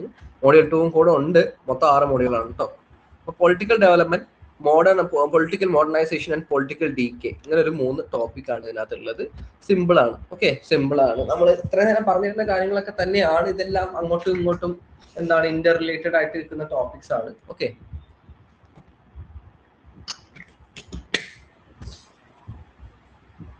So political development and political modernisation. First നമുക്ക് പൊളിറ്റിക്കൽ ഡെവലപ്മെന്റ് എന്താണെന്ന് നോക്കാം. Development is A process of continuous growth. It has its origin in the western framework of thinking. അപ്പോൾ പൊളിറ്റിക്കൽ ഡെവലപ്മെന്റ് എന്ന് പറഞ്ഞു കഴിഞ്ഞാൽ ഒരു political system എങ്ങനെ ഡെവലപ്പ് ആകുന്നു, ഓക്കെ, അല്ലെങ്കിൽ പൊളിറ്റിക്കൽ സിസ്റ്റം എങ്ങനെ സാഹചര്യങ്ങൾക്കനുസരിച്ച് അഡാപ്റ്റ് ചെയ്തുകൊണ്ട് മാറി മാറി വരുന്നു എന്നതാണ് പൊളിറ്റിക്കൽ ഡെവലപ്മെന്റ് കൊണ്ട് നമ്മൾ മനസ്സിലാക്കുന്നത്. ഓക്കെ, പൊളിറ്റിക്കൽ ഡെവലപ്മെന്റ് ടേമിന്റെ അർത്ഥം അതാണ്. അതായത് continuous process of continuous growth എന്നാണ്. അതായത് നമ്മൾ നേരത്തെ പറയുന്നത് രാഷ്ട്രീയം എന്ന് പറയുന്നത് പൊളിറ്റിക്കൽ സിസ്റ്റം എന്ന് പറയുന്നത് എന്താണ്, അത് ഈ പറയുന്ന ഡൈനാമിക് ആയ ഒരു കാര്യമാണ്, സ്റ്റാറ്റിക് അല്ല. ഓക്കെ, സ്റ്റാറ്റിക് അല്ല, അതിങ്ങനെ മാറിക്കൊണ്ടേയിരിക്കും. ഓക്കെ, പൊളിറ്റിക്കൽ ഡെവലപ്മെന്റ് എന്ന് പറഞ്ഞാൽ പൊളിറ്റിക്കൽ സിസ്റ്റം എന്ന് പറയുന്നത് ഇങ്ങനെ മാറിക്കൊണ്ടേയിരിക്കും, അത് കണ്ടിന്യൂസ് ഗ്രോത്ത് ഉള്ള ഒരു കാര്യമാണ്. ഓക്കെ, അപ്പം അതിനെ എന്ത് ചെയ്യുന്ന, അപ്പം ആ ഗ്രോത്തിനെയാണ് നമ്മൾ ഈ പറയുന്ന പൊളിറ്റിക്കൽ ഡെവലപ്മെന്റ് എന്ന് പറയുന്നത്. അതായത് സാഹചര്യങ്ങൾക്ക് അനുസരിച്ച്, ഓക്കെ, സിറ്റുവേഷൻ അനുസരിച്ച് അത് അഡാപ്റ്റ് ചെയ്തുകൊണ്ട് ആ മാറ്റത്തിനെയാണ് നമ്മൾ പൊളിറ്റിക്കൽ ഡെവലപ്മെന്റ് എന്ന് പറയുന്നത്. It has its origin in the western framework of thinking. നമ്മളത്തെ പറഞ്ഞത് it has its origin in the western framework of thinking. Political development tries to explain the political changes in the developing world. അപ്പൊ എന്താണ്, ഈ ലോകം എന്താണ് develop ചെയ്തുകൊണ്ടിരിക്കുകയാണ്. Okay, അത് ഏത് പൊളിറ്റിക്കൽ ഡെവലപ്മെന്റ് ആയിട്ട് ലീഗൽ ഡെവലപ്മെന്റ് ആയിട്ട് ഇതിങ്ങനെ മാറിക്കൊണ്ടേ ഇരിക്കുകയാണ്. ഓക്കെ, സൊസൈറ്റി വെച്ച് നോക്കുകയാണെങ്കിൽ പൊളിറ്റിക്കൽ പെർസ്പെക്റ്റീവ് ആണെങ്കിലും ലീഗൽ ആണെങ്കിലും ഡെവലപ്പിംഗ് ആയിട്ടാണ് വേൾഡ് പോകുന്നത്. ഓക്കെ, ഇത് എക്കണോമിക്കലി മാത്രം നമ്മൾ പറയുകയല്ല. ഓക്കെ, അപ്പം അതെന്താണ്, ഇത് പൊളിറ്റിക്കൽ ചേഞ്ചസ് ആണ്, അത് ഇങ്ങനെ ഡെവലപ്പ് ആയിക്കൊണ്ടിരിക്കുന്നതാണ്, അതിനാണ് നമ്മൾ പൊളിറ്റിക്കൽ ഡെവലപ്മെന്റ് എന്ന് പറയുന്നത്. ഓക്കെ, അപ്പൊ അത് എഡ്വേർഡ് ഷിൽസ് പറഞ്ഞ ഒരു 5 തരം പൊളിറ്റിക്കൽ സിസ്റ്റംസ് ഉണ്ട്. ഓക്കെ, 5 തരം പൊളിറ്റിക്കൽ സിസ്റ്റംസ് ഉണ്ട്. ഈ പൊളിറ്റിക്കൽ ഡെവലപ്മെന്റ് ന്യൂ സ്റ്റേറ്റ് എന്ന് പറയുന്ന നമ്മുടെ എഡ്വേർഡ് ഷിൽസ് എഴുതിയ ഒരു പുസ്തകത്തിൽ പുള്ളി പറയുന്ന ഒരു 5 തരം പൊളിറ്റിക്കൽ സിസ്റ്റത്തിനെ വെച്ച് നോക്കിയിട്ട് നമുക്ക് ബാക്കി കാര്യങ്ങൾ നോക്കാം. ഓക്കെ, ഈ പൊളിറ്റിക്കൽ സിസ്റ്റം നമ്മൾ നോക്കിക്കഴിഞ്ഞാൽ മനസ്സിലാകും ഇതൊരു ഡെവലപ്മെന്റ് ആണ് കാണിച്ചേക്കുന്നത്. ഓക്കെ, ഈ ട്രഡീഷണൽ ഒളിഗാർക്കിയിൽ നിന്നുള്ള ഒരു ഡെവലപ്മെന്റ് ആണ് ഇവിടെ കാണിച്ചേക്കുന്നത്. ഓക്കെ, പിന്നെ പൊളിറ്റിക്കൽ ഡെമോക്രസി വരുന്നത്. ഫസ്റ്റ് പൊളിറ്റിക്കൽ ഡെമോക്രസി നമുക്കെല്ലാം അറിയാവുന്ന പോലെ A system wear people freely participate in politics through election parties and civil liberties. India ഒരു പൊളിറ്റിക്കൽ ഡെമോക്രസിയാണ്. ആൾക്കാർ ഫ്രീ ആയിട്ട് പൊളിറ്റിക്കലി പാർട്ടിസിപ്പേറ്റ് ചെയ്യുക, അത് വോട്ടിംഗ് ആവാം, അത് ഒരു പാർട്ടി ആശയങ്ങൾ തമ്മിലാകാം, ആശയങ്ങൾ രൂപീകരിക്കുന്നതിലാവാം, ആ ലിബർട്ടിയോ സിവിൽ ലിബർട്ടിയോ ഉള്ള കാര്യങ്ങളാണ് പൊളിറ്റിക്കൽ ഡെമോക്രസി എന്ന് പറയുന്നത്. Free and fair election, rule of law, freedom of speech, opposition parties are allowed. ഇതൊക്കെ പൊളിറ്റിക്കൽ ഡെമോക്രസി ഉള്ള സ്ഥലമാണ്. അതിന് എക്സാമ്പിൾ ആണ് ഇന്ത്യ എന്ന് പറഞ്ഞ രാജ്യം. ഓക്കെ, ഇൻഡിപെൻഡന്റ് ജുഡീഷ്യറി ഒക്കെ ഇതിന് എക്സാമ്പിൾ. അതിന് എക്സാമ്പിൾ ഇന്ത്യയും UK ഒക്കെ. ഓക്കെ, അടുത്താണ് ട്യൂട്ടിലറി ഡെമോക്രസി. ഓക്കെ, അപ്പൊ ട്യൂട്ടിലറി ഡെമോക്രസി എന്ന് പറഞ്ഞാൽ a partially democratic system where democratic institution exist but the military bureaucracy or supervise and control politics. അതായത് ഒരു രാജ്യം, ഓക്കെ, ഒരു സ്റ്റേറ്റ്, അവിടെ എന്തുണ്ട്, ഡെമോക്രസി ഉണ്ട്, ജനാധിപത്യമൊക്കെ ഉണ്ട്, പക്ഷെ ജനാധിപത്യമൊക്കെ എന്താണ്, ഒരു തരത്തിലൊരു പുകമറയാണ്. അവിടെ ഈ പറയുന്ന രീതിയിൽ ബ്യൂറോക്രസിയും ബ്യൂറോക്രസിയോ അല്ലെങ്കിൽ ഒരു ഗ്രൂപ്പ് ഓഫ് എലൈറ്റ്സോ ഒക്കെ ആണ് ഈ പറയുന്ന രീതിയിൽ ആ സ്റ്റേറ്റ് റൺ ചെയ്യുന്നത്. ഓക്കെ, അതിന് വലിയ ട്യൂട്ടിലറി ഡെമോക്രസിയുടെ വലിയ എക്സാമ്പിൾ ആണ് പാകിസ്ഥാൻ എന്ന് പറയുന്ന രാജ്യം. ഓക്കെ, നമുക്കറിയാം പാകിസ്ഥാനിൽ ഡെമോക്രസി ഒക്കെ ഉണ്ട്, പക്ഷെ അവിടെ ഇപ്പോഴും കാര്യങ്ങൾ റൺ ചെയ്യുന്നത് അവിടുത്തെ മിലിറ്ററിയാണ്. ഓക്കെ, അത് കണക്കന്നെ ഒരു പോയിന്റ് വരെ ടർക്കി ഈ മിഡിൽ ഈസ്റ്റേൺ രാജ്യങ്ങൾ, കുറെ രാജ്യങ്ങളൊക്കെ അങ്ങനെയായിരുന്നു. ട്യൂട്ടിലറി ഡെമോക്രസി ഒരു മോഡലായിരുന്നു. അതായത് ഡെമോക്രസി ഉണ്ടോന്ന് വെച്ചാൽ അവിടെ ഉണ്ട്. ഓക്കെ, പക്ഷെ ഈ പറയുന്ന രീതിയിൽ ഒരു കൂട്ടം മിലിറ്ററി ഒഫീഷ്യൽസും ബ്യൂറോക്രാറ്റ്സും ഒക്കെ ആയിരുന്നു അവിടുത്തെ സ്റ്റേറ്റ് റൺ ചെയ്തുകൊണ്ടിരുന്നത്. ഓക്കെ, പബ്ലിക്കിന് വലിയ റോൾ ഇല്ലായിരുന്നു. അവർ ചുമ്മാ 5 കൊല്ലമാകുമ്പോൾ വന്ന് വോട്ട് ചെയ്യുന്ന പോകുന്ന റോള് മാത്രമേ ഉണ്ടാവുള്ളൂ. ഓക്കെ, പിന്നെ ഇലക്ഷൻ എക്സിസ്റ്റ് ചെയ്യുന്നുണ്ട്. ലിമിറ്റഡ് പൊളിറ്റിക്കൽ ഫ്രീഡം ആണ്. അതായത് എന്താണ്, ഈ പറയുന്ന ഓപ്പോസിഷൻ വോയിസോ കാര്യങ്ങളോ ഒന്നും ഉണ്ടാവില്ല. ഓക്കെ, ഓപ്പോസിറ്റ് പാർട്ടീസിനൊന്നും ഒരു സ്കോപ്പ് അവിടെ കൊടുക്കുന്നില്ല, അല്ലെങ്കിൽ ഓപ്പോസിറ്റ് പാർട്ടീസ് രൂപീകരിക്കാൻ തന്നെ സമ്മതിക്കാത്ത ഒരു സാഹചര്യം ഉണ്ടാവും. Strong rule of military or elites. Okay,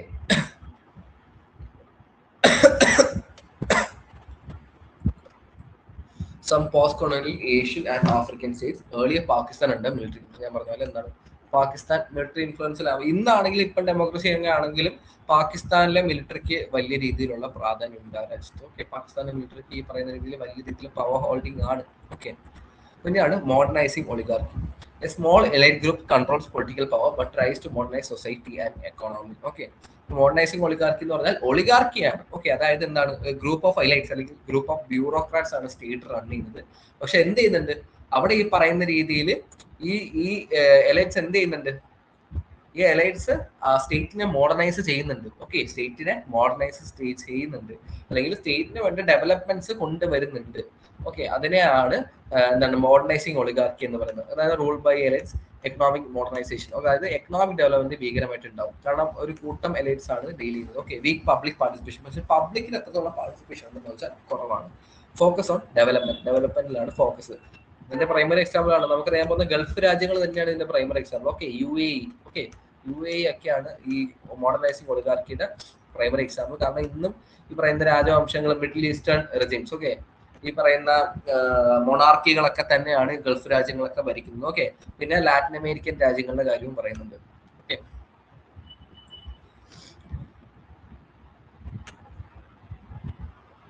പിന്നെ totalitarian oligarchy, a highly authoritarian system where a small ruling elite controls and all aspects of life through ideology and coercion. Okay,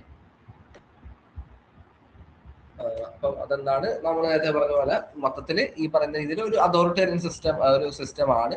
അവിടെ ഈ പറയുന്ന small group of elite തന്നെയാണ്. പക്ഷെ നമ്മൾ മറ്റേ പറഞ്ഞ മോഡേണൈസിംഗ് ഒളിഗാർക്കിയിൽ നിന്നൊക്കെ കുറച്ചും കൂടെ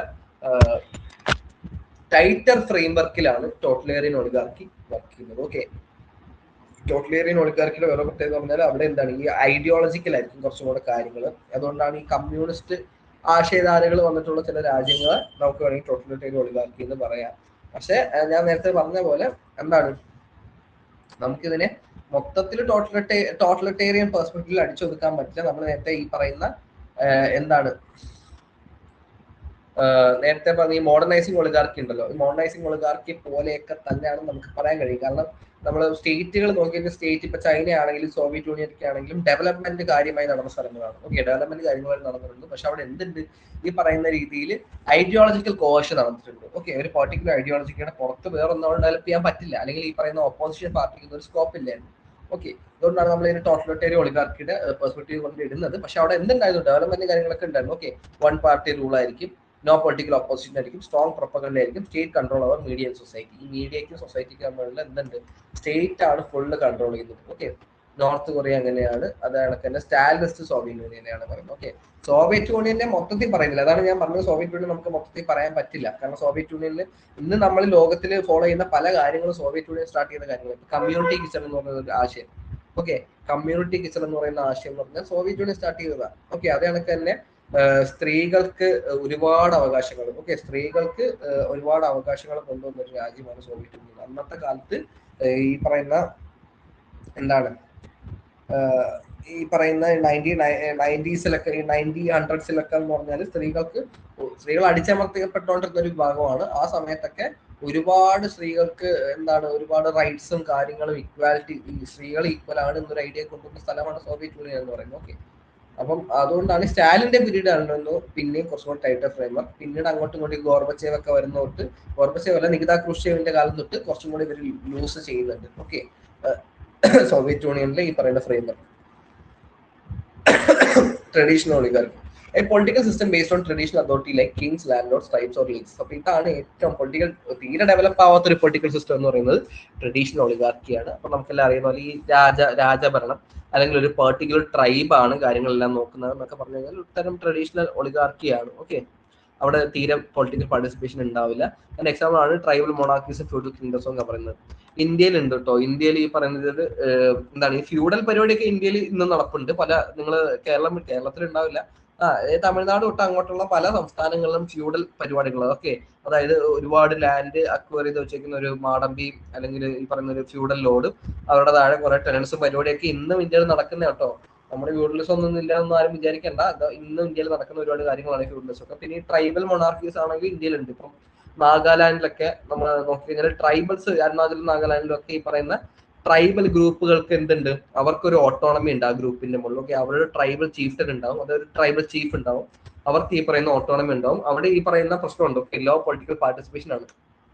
സ്ത്രീകൾ ഒരു തരത്തിലുള്ള പൊളിറ്റിക്കൽ പാർട്ടിസിപ്പേഷനും ട്രൈബൽ ഗ്രൂപ്പുകൾ നടത്താറില്ല. ഒട്ടുമിക്ക ഒരു 99% ഗ്രൂപ്പുകളിലും സ്ത്രീകളുടെ പൊളിറ്റിക്കൽ പാർട്ടിസിപ്പേഷൻ കുറവാണ്. ഈ മെയിൽ ഡോമിനേറ്റഡ് പൊളിറ്റിക്കൽ ഒരു പഞ്ചായത്ത് സെറ്റപ്പിലൊക്കെയാണ് ട്രൈബൽ ഗ്രൂപ്പ്സ് ഈ പറയുന്ന പൊളിറ്റിക്കൽ ഡിസിഷൻസ് ഒക്കെ എടുക്കുന്നത്, അല്ലെങ്കിൽ അവരുടെ ഉള്ളിലെ കമ്മ്യൂണിറ്റി ബേസ്ഡ് ഡിസിഷൻസ് ഒക്കെ എടുക്കുന്നത്. ഓക്കെ,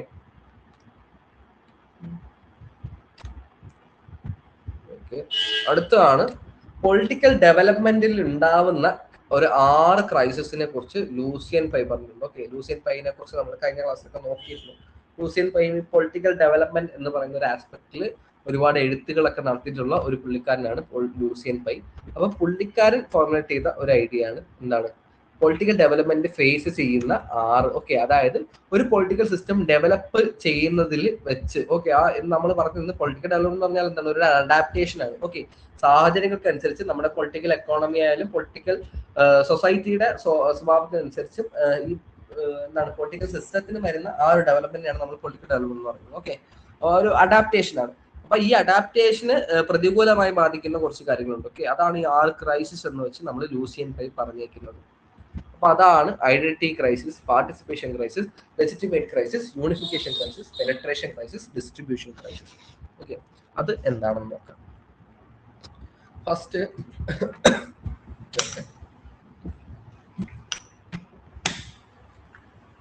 ഫസ്റ്റ് ആണ് identity crisis. Okay, the challenge of forging a unified national identity. Citizens must transition from primary loyalties, tribe, religion, region to a shared sense of belonging and rightness to the broader nation state. അതായത് ഒരു political system develop ആവണമെങ്കിൽ നിങ്ങൾക്ക് ഈ പറയുന്ന രീതിയിലുള്ള എന്താണ് ഒരു നമുക്ക് വ്യക്തികൾ എന്ന രീതിയിൽ നമുക്ക് പല ഐഡന്റിറ്റീസ് ഉണ്ടാവും. ഓക്കെ, റിലീജിയസ് ആയിട്ട് നമുക്ക് ഐഡന്റിറ്റീസ് ഉണ്ടാവും. അല്ലെങ്കിൽ ഞാനിപ്പം ഏതെങ്കിലും ഒരു പെർട്ടിക്കുലർ സെക്ടിന്റെ ഗ്രൂപ്പ് ആണെങ്കിൽ, അല്ലെങ്കിൽ ഒരു പെർട്ടിക്കുലർ ട്രൈബിന്റെ ഗ്രൂപ്പ് ആണെങ്കിൽ അവിടെ വേറൊരു ഐഡന്റിറ്റി ഉണ്ടാവും. അല്ലെങ്കിൽ ഞാനിപ്പോ പറയുന്നത് ഒരു റീജിയണൽ വൈസ് ഐഡന്റിറ്റി, ഇപ്പം ദ്രാവിഡിയൻ ഇഷ്യൂ ഒക്കെ ഇന്ത്യയിൽ നടക്കുന്നുണ്ട്. അപ്പൊ ഇതൊക്കെ എന്താണ്, ഇതൊക്കെ പറയുന്ന ഒരു ഐഡന്റിറ്റി ക്രൈസിസ് ആണ്. ഓക്കെ, ഒരു ഐഡന്റിറ്റി ക്രൈസിസ് ആണ്. അപ്പം ഈ പറയുന്ന ഇങ്ങനെ നമ്മൾ പല ഐഡന്റിറ്റി ആയിട്ട് പിരിഞ്ഞ് നിന്നാലുള്ള പ്രശ്നം എന്ന് പറഞ്ഞാൽ നമുക്ക് ഈ ഒരു യൂണിഫൈഡ് നാഷണൽ ഐഡന്റിറ്റി ഉണ്ടാവില്ല. ഓക്കെ, നേഷൻ എന്ന് പറയുന്നത് ഞാൻ പറഞ്ഞിരുന്നു, നേഷൻ എന്ന് പറയുന്നത് ഒരു ഷെയർഡ് കോമൺ സെൻസ് ആണ്. ഓക്കെ, ഒരു ഷെയർഡ് കോമൺ ഇമോഷണൽ സെൻസിനെയാണ് നമ്മൾ നാഷണൽ നേഷൻ എന്ന് ഉദ്ദേശിക്കുന്നത്. ഓക്കെ, അപ്പം ആ ഒരു കാര്യം നമുക്ക് ഉണ്ടാവണമെങ്കിൽ നമ്മൾ ഈ പറയുന്ന നമ്മുടെ പല ഐഡന്റിറ്റീസും ഉപേക്ഷിച്ച് nation, okay, like we are a single nation എന്നൊരു ആസ്പെക്റ്റിലേക്ക് അല്ലെങ്കിൽ ആ ഒരു പോയിന്റ് ഓഫ് വ്യൂയിലേക്ക് നമ്മൾ വന്നെത്തണം എന്നാണ് ഐഡന്റിറ്റി ക്രൈസിസിലൂടെ നമ്മൾ ഉദ്ദേശിക്കുന്നത്. ഓക്കെ, പിന്നെയാണ് legitimacy crisis. Struggle to establish the government's right to rule. The population must accept the state's fundamental structures and leadership as rightful and authoritative, rather than viewing them as foreign or imposed. Okay, അപ്പം legitimacy crisis എന്ന് പറഞ്ഞ ഉദ്ദേശിക്കുന്നത് എന്താണ്, അതായത് ഒരു സർക്കാർ വരികയാണ് അല്ലെങ്കിൽ സ്റ്റേറ്റിനെ നമ്മൾ എന്ത് ചെയ്യുന്നുണ്ട്, അത് നമ്മുടെ ഒരു ലെജിറ്റിമേറ്റ് അതോറിറ്റി ആയിട്ട് നമ്മൾ എന്ത് ചെയ്യണം, നമ്മൾ അതിനെ അക്സെപ്റ്റ് ചെയ്യണം എന്നാണ് പറയുന്നത്. ഓക്കെ, നിങ്ങൾ ഈ പറയുന്ന സർക്കാരിനെ എന്താണ് സർക്കാർ വിരുദ്ധ നയങ്ങളുമായിട്ട് അല്ലെങ്കിൽ സ്റ്റേറ്റ് വേണ്ട, അനാർക്കി മതി എന്നൊരു ഐഡിയയിലാണ് നിങ്ങൾ ജീവിക്കുന്നത്, അല്ലെങ്കിൽ അരാജകത്വം മതി എന്നൊരു ഐഡിയയിൽ ജീവിക്കുന്ന കാലത്തോളം അവിടെ എന്തുണ്ട്, സ്റ്റേറ്റിന് അതോറിറ്റി അലോക്കേറ്റ് ചെയ്യാൻ പറ്റാത്ത അല്ലെങ്കിൽ അതോറിറ്റി ലെജിറ്റിമേറ്റ് ചെയ്യാൻ പറ്റാത്ത ഒരു സാഹചര്യം ഉണ്ടാവുന്നുണ്ട്. ഓക്കെ, അപ്പം അതൊരു ക്രൈസിസ് ആണ്. ഈ പറയുന്ന പൊളിറ്റിക്കൽ സിസ്റ്റം ഡെവലപ്പ് ആകാനുള്ള ഒരു ക്രൈസിസ് സാഹചര്യമാണ്. പിന്നെയാണ് penetration crisis. The problem of effectively implementing state policies throughout the entire territory. The central government must build the administrative infrastructure necessary to reach, communicate with and influence the grassroots level of society. Okay, penetration crisis എന്ന് പറഞ്ഞാൽ നമ്മൾ ഈ പറയുന്ന പോലെ state കാര്യങ്ങളെല്ലാം ചെയ്യുന്നുണ്ട്, പക്ഷേ ഒരു പൊളിറ്റിക്കൽ സിസ്റ്റം ഡെവലപ്പ് ആവണമെങ്കിൽ എന്ത് വേണം, അത് ഇൻക്ലൂസീവ് ആയിരിക്കണം. ഓക്കെ, കാരണം നമ്മുടെ സ്റ്റേറ്റിലുള്ള എല്ലാ ജനങ്ങളെയും irrespective of their region, religion, caste, sex, anything. Okay, anything. Okay, അപ്പൊ ഈ പറയുന്ന കാര്യങ്ങളെല്ലാം ഭേദിച്ചുകൊണ്ട് ഒരു പെനട്രേഷൻ ഉണ്ടാവണം എന്നാണ് പറയുന്നത്. ഓക്കെ, ഒരു പെനട്രേഷൻ ഉണ്ടാവണം. They should be a penetration in the grass root level of the country. Okay, the grass root levels of the society. അതായത് ഈ പറയുന്ന ഒരു ഗവൺമെന്റ് പോളിസി വരികയാണെങ്കിൽ അത് പെനട്രേറ്റ് ചെയ്ത് പോകണം. ഞാൻ പെനട്രേഷന്റെ ഒരു വേറൊരു എക്സാമ്പിൾ ഞാൻ പറഞ്ഞിരുന്നു, ഇന്ത്യയിൽ ഇന്റർനെറ്റ് പെനട്രേഷൻ. ഓക്കെ, ഈ പറയുന്ന ഇന്റർനെറ്റ് പെനട്രേഷൻ ഇന്ത്യയിൽ ഇന്നും 50% ആൾക്കാരിൽ മാത്രമേ internet penetration നടന്നിട്ടുള്ളൂ.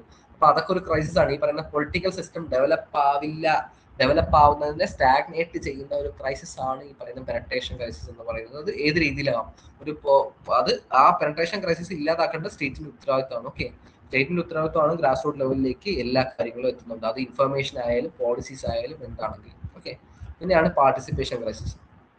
Challenge of managing public demand for political involvement. As the public demands a voice in government, the political system must develop a reliable channels like election and parties, so that the participation is orderly and constructive. അതായത് പബ്ലിക്കിന് ഈ പറയുന്ന state സിസ്റ്റത്തിൽ participate ചെയ്യാനുള്ള forums ഉണ്ടാവണം എന്നാണ് participation crisis എന്ന പോയിന്റിലൂടെ നമ്മൾ ഉദ്ദേശിക്കുന്നത്. ഓക്കെ, അതായത് അത് ഇലക്ഷനിലൂടെ ആകാം. ഓക്കെ, ഇലക്ഷൻ ഈ പറയുന്ന രീതിയിൽ പാർട്ടിസിപ്പേഷൻ ഉറപ്പുവരുന്ന ഒരു ഫോറമാണ്. ഇനി അത് വേറെ രീതിയിലാക്കെന്ന് പറഞ്ഞാൽ ഈ പറയുന്ന പാർട്ടീസിലൂടെ ആകാം. ഇപ്പം കഴിഞ്ഞ ക്ലാസ്സിൽ ഒരു സ്റ്റുഡന്റ് പറഞ്ഞിരുന്നു, അതായത് പറഞ്ഞിരുന്നു എന്താണ് ആം ആദ്മി പാർട്ടി എന്താണ് ഫസ്റ്റ് ഒരു ക്യാമ്പയിൻ പോലെ വന്നതാണ്, ഈ ആന്റി കറപ്ഷൻ ക്യാമ്പയിൻ പോലെ വന്നിട്ട് അത് പിന്നെ ഈ സ്റ്റേറ്റിന്റെ ഭാഗമായ ഒരു സാധനമാണ്. ഓക്കെ, അപ്പം അങ്ങനത്തെ ഉള്ള എന്താണ് പാർട്ടിസിപ്പേഷൻ വേണം. ഓക്കെ, അങ്ങനത്തെയുള്ള പാർട്ടിസിപ്പേഷനെ പ്രൊമോട്ട് ചെയ്യണം. ഈ പറഞ്ഞ പബ്ലിക്കിന് പാർട്ടിസിപ്പേഷൻ ഇല്ലെങ്കിൽ എന്ത് പറ്റില്ല, പൊളിറ്റിക്കൽ സിസ്റ്റം ഒരിക്കലും ഡെവലപ്പ് ആകില്ല. ഓക്കെ, അപ്പൊ അങ്ങനത്തെ പബ്ലിക്കിന് എന്താണ് പാർട്ടിസിപ്പേറ്റ് ചെയ്യാൻ പറ്റുന്ന റിലയബിൾ ചാനൽസ് സ്റ്റേറ്റിൽ ഉണ്ടാവണം എന്നാണ് പറയുന്നത്. പിന്നെയാണ് integration crisis. The process of unifying society to work as a cohesive unit. The state must ensure that diverse social, economic, and cultural groups cooperate harmoniously and do not splinter along ethnic or class lines. Which means that we need to preserve our secular fabric in the country. Okay. അപ്പം അതായത് secular fabric എന്ന് മാത്രമല്ല, secular economic social fabric of the country. Okay, cultural groups. അതായത് നമ്മളിപ്പം ഇന്ത്യയുടെ state എടുക്കുകയാണെങ്കിൽ നമുക്കറിയാവുന്ന പോലെ ഭീകരമായ ഒരു ഡൈവേഴ്സ് രാജ്യമാണ് ഇന്ത്യ എന്ന് പറയുന്നത്. അപ്പൊ അവിടെ എന്ത് വേണം, അവിടെ ഒരു ഇന്റഗ്രേഷൻ വേണം. ഓക്കെ, അവിടെ ഒരു ഇന്റഗ്രേഷൻ വേണം. ഓക്കെ, ഈ പറയുന്ന എല്ലാ ഗ്രൂപ്പുകളും ഇന്റഗ്രേറ്റ് ചെയ്ത് ഒരുമിച്ച് നിന്ന് വർക്ക് ചെയ്താൽ ഇവിടെ ഈ പറയുന്ന പോലെ എന്താണ് ഒരു സെസീഡ് ചെയ്ത് പോകാനുള്ള ഒരു ഫീലിങ്സോ അല്ലെങ്കിൽ ഈ പറയുന്ന പോലെ എന്തെങ്കിലും ആന്റി ഹാർമോണിയസ് ആയിട്ടുള്ള കാര്യങ്ങളൊക്കെ ഉണ്ടെങ്കിൽ അവിടെ ഈ പറയുന്ന ഇന്റഗ്രേഷൻ നടക്കില്ല. അതൊരു ക്രൈസിസ് ആണ്. ഓക്കെ, അത് നമ്മുടെ പൊളിറ്റിക്കൽ ഡെവലപ്മെന്റിനെ ബാധിക്കും. പിന്നെയാണ് distribution crisis. The challenge of equitably allocating wealth, resources, and public services. The government must address public expectations regarding economic welfare and decide how to fairly distribute the benefits of modernization across the population. Okay, അതെന്താണ്, അതായത് നമ്മുടെ political സിസ്റ്റത്തിൽ നിന്ന് വരുന്ന ഒരു result ഉണ്ടല്ലോ, അല്ലെങ്കിൽ policies ആയിക്കോട്ടെ, ഇൻഫർമേഷൻ ആയിക്കോട്ടെ, എന്തോ ആയിക്കോട്ടെ, വെൽത്ത് ആയിക്കോട്ടെ, റിസോഴ്സ് ആയിക്കോട്ടെ, ഇതൊക്കെ എന്ത് വേണം, സൊസൈറ്റിയിലുള്ള എല്ലാവർക്കും ഇത് ഈക്വൽ ആയിട്ട് ലഭിക്കണം. ഓക്കെ, ഡിസ്ട്രിബ്യൂഷൻ ഈക്വൽ ആയിരിക്കണം. ഡിസ്ട്രിബ്യൂഷൻ ഈക്വൽ അല്ല, അല്ലെങ്കിൽ ഒരു വിഭാഗം ജനങ്ങളിലേക്ക് ഡിസ്ട്രിബ്യൂഷൻ എത്തുന്നില്ല എന്ന് സാഹചര്യം വരികയാണെങ്കിൽ എന്ത് പറ്റും, അവർക്ക് ഈ പറയുന്ന രീതിയിൽ പ്രോബ്ലംസ് ഉണ്ടായി വരും. ഓക്കെ, അവർക്ക് ഈ പറയുന്ന രീതിയിൽ ഇൻഫർമേഷൻ കിട്ടുന്നില്ല, വെൽത്ത് കിട്ടുന്നില്ല, അവർ ആ സിസ്റ്റത്തിന്റെ ഭാഗമല്ല എന്നൊരു തോന്നൽ ഉണ്ടാവുകയും അവിടെ ഈ പറയുന്ന രീതിയിൽ ഒരു അരാജകത്വം ഉണ്ടാവാനോ അല്ലെങ്കിൽ ഒരു ഈ പറയുന്ന സിസ്റ്റത്തിനെ മറിച്ചിടാനോ, ഓക്കെ, സിസ്റ്റത്തിനെ ഈ പറയുന്ന രീതിയിൽ അട്ടിമറിക്കാനോ ഉള്ള ഒരു ടെൻഡൻസി അവിടെ വരാം, ഡിസ്ട്രിബ്യൂഷൻ പ്രോപ്പർ അല്ലെങ്കിൽ. ഓക്കെ, അപ്പൊ ഇതൊക്കെയാണ് ക്രൈസിസ് എന്ന് പറയുന്നത്.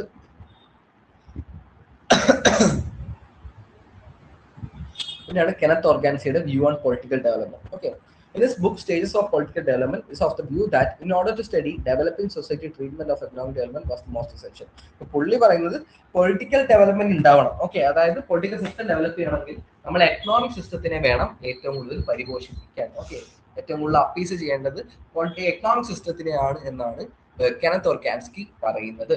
He outlined 4 essential stages. Okay, so let's look. What are they? Political unification, designed to achieve a centralization of power in the hands of the state.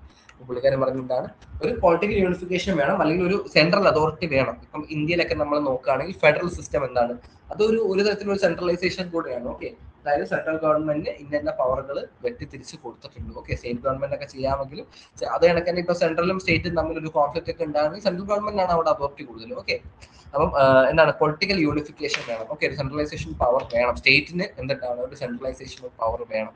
അങ്ങനെ industrialisation with a view to bring about economic development. പിന്നെ എന്ത് വേണം, industrialisation വേണം. അപ്പം ഓർഗാൻസ്കിയുടെ ഒരു perspective എന്ന് പറഞ്ഞാൽ economic development ആണ് ഏറ്റവും എസെൻഷ്യൽ. ഓക്കെ, അതായത് പൊളിറ്റിക്കൽ ഡെവലപ്മെന്റ് നടക്കണമെങ്കിൽ എക്കണോമിക് ഡെവലപ്മെന്റ് ആണ്, അല്ലെങ്കിൽ സൊസൈറ്റി ഡെവലപ്പ് ആകണമെങ്കിൽ എക്കണോമിക് ഡെവലപ്മെന്റ് ആണ് ഏറ്റവും എസെൻഷ്യൽ എന്നാണ് നമ്മുടെ കെനത്ത് ഓർഗാൻസ്കി പറഞ്ഞു വെക്കുന്നത്. അതായത് ആദ്യത്തെ പോയിന്റാണ് പൊളിറ്റിക്കൽ യൂണിഫിക്കേഷൻ. അതായത് സ്റ്റേറ്റിന് സൊസൈറ്റിയുടെ മുകളിൽ അല്ലെങ്കിൽ സ്റ്റേറ്റിന് സബ്ജക്ട്സിന്റെ മുകളിൽ ഒരു പവർ വേണം. ഓക്കെ, ഒരു അതോറിറ്റി ഉണ്ടാകണം. അടുത്താണ് ഇൻഡസ്ട്രിയലൈസേഷൻ, അതായത് എക്കണോമിക് ഡെവലപ്മെന്റ് കാര്യമായി നടക്കാം. ഇൻഡസ്ട്രിയലൈസേഷൻ നടക്കുമ്പോൾ അവിടെ എന്തുണ്ടാവുന്നു, അവിടെ ഈ പറയുന്ന തൊഴിലവസരങ്ങൾ കൂടുന്നു, സൊസൈറ്റിയിലുള്ള ഈ പറയുന്ന ഗ്രാസ് റൂട്ട് ലെവലിലേക്ക് കാര്യങ്ങൾ വെൽത്ത് എത്തുന്നു. അപ്പൊ അവിടെ എന്താണ് സബ്ജക്ട്സ് അല്ലെങ്കിൽ പറയുന്ന പബ്ലിക് സ്പിയർ ഹാപ്പിയായി മുന്നോട്ട് പോകുന്നു. ഓക്കെ, സിസ്റ്റം സ്റ്റേബിൾ ആകുന്നു.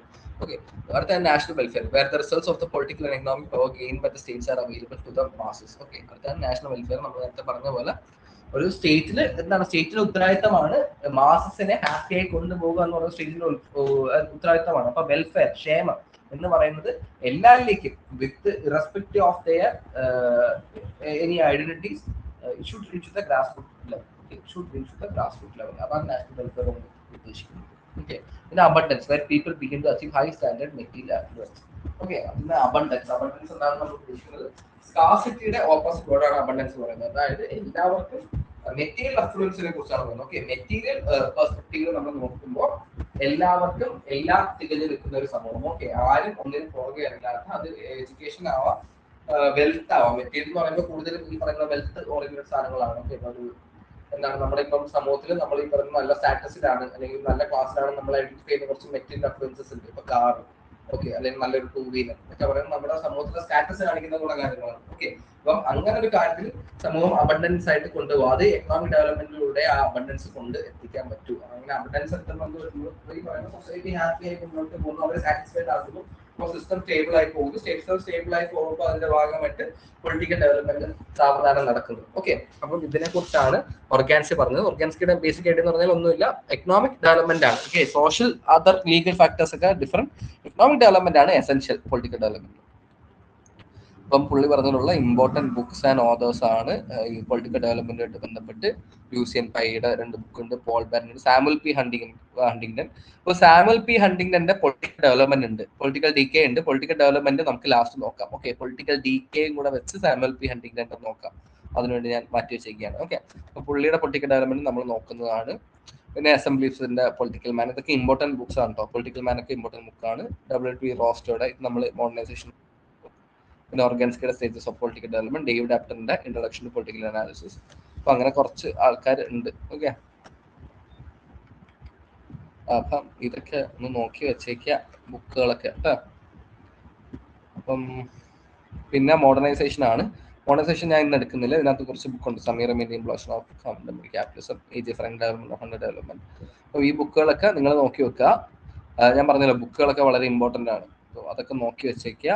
അപ്പം മോഡേണൈസേഷൻ ഞാൻ എന്തായാലും ഇന്ന് എടുക്കുന്നില്ല, നമുക്ക് ഇത്രയും ദിവസം പോകണം. ഓക്കെ, അപ്പം that's it for today. Thank you.